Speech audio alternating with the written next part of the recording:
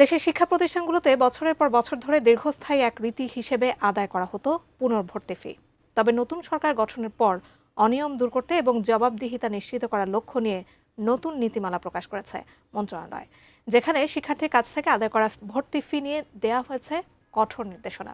একই সঙ্গে জারি করা হয়েছে শিক্ষা প্রতিষ্ঠান পরিচালনার নীতিমালা। এ নিয়ে বিস্তারিত জানাচ্ছেন মেহেদি হাসান।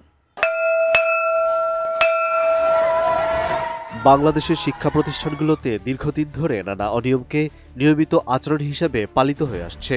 বিভিন্ন নামে বেনামে শিক্ষার্থীদের কাছ থেকে অর্থ আদায়ের অভিযোগ ছিল বহুদিনের।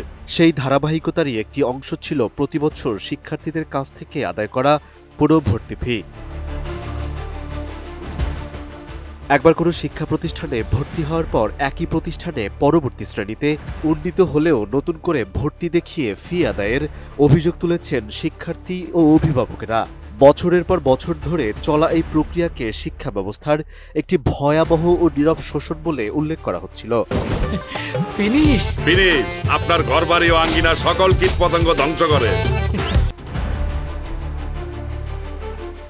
এই অভিযোগের প্রেক্ষাপটে গত 25 জানুয়ারি পুনর্ভর্তি ফি বাতিল চেয়ে হাইকোর্টে একটি রিট দায়ের করে বেসরকারি সংস্থা বাংলাদেশ আইন ও অধিকার এইড। রিটে বলা হয়, পুনর্ভর্তি ফি বছরের পর বছর ধরে শিক্ষার্থীদের উপর আর্থিক চাপ সৃষ্টি করে আসছে। 18 ফেব্রুয়ারি রিটের শুনানি শেষে হাইকোর্টে একটি রায় ঘোষণা করেন। রায় বলা হয়, একই শিক্ষা প্রতিষ্ঠানে নিয়মিতভাবে অধ্যয়নরত শিক্ষার্থীরা বার্ষিক পরীক্ষায় উত্তীর্ণ হয়ে এক শ্রেণী থেকে পরবর্তী শ্রেণীতে উন্নীত হলে তাদের কাছ থেকে কোনোভাবেই পুনর্ভর্তি ফি নেওয়া যাবে না।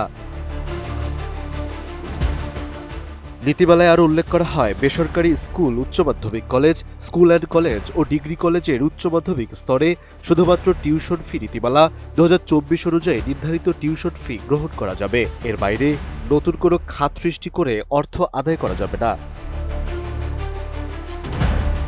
এছাড়াও আর্থিক স্বচ্ছতা নিশ্চিত করতে শিক্ষা প্রতিষ্ঠানের সব আয় ব্যয় সরকারি আর্থিক বিধিবিধান অনুসরণ করে পরিচালনার নির্দেশনা দেওয়া হয়েছে।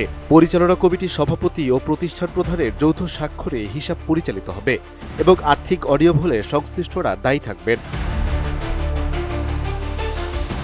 মন্ত্রণালয় জানিয়েছে, শিক্ষার্থীদের দেয়া সব ফি ও অনুদান সরকারি মালিকানাধীন ব্যাংকের নির্ধারিত হিসাব অথবা অনুমোদিত পেমেন্ট গেটওয়ের মাধ্যমে গ্রহণ করা হবে। জরুরি পরিস্থিতি ছাড়া নগদ অর্থ গ্রহণ করা যাবে না। এই বিষয়ে শিক্ষামন্ত্রীর পক্ষ থেকে জানানো হয়েছে, পুনর্ভর্তি ফি আদায়ের মতো অনিয়ম প্রমাণিত হলে সংশ্লিষ্ট শিক্ষা প্রতিষ্ঠানের বিরুদ্ধে প্রচলিত আইন অনুযায়ী ব্যবস্থা নেওয়া হবে। এসব নীতিমালা কার্যকরের মাধ্যমে শিক্ষা ব্যবস্থায় আর্থিক শৃঙ্খলা ও জবাবদিহিতা নিশ্চিত করাই সরকারের প্রধান লক্ষ্য। Mehedi Hasan, ATN news.